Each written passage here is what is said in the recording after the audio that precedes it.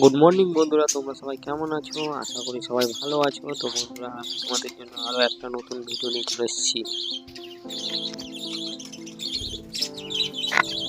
তো বন্ধুরা, আজ পাখিদেরকে খাবার দিতে গিয়ে দেখছি হলুদ পাখিটা 5টা ডিম থেকে 3টে ডিম ফুটে বাচ্চা বেরিয়ে গেছে।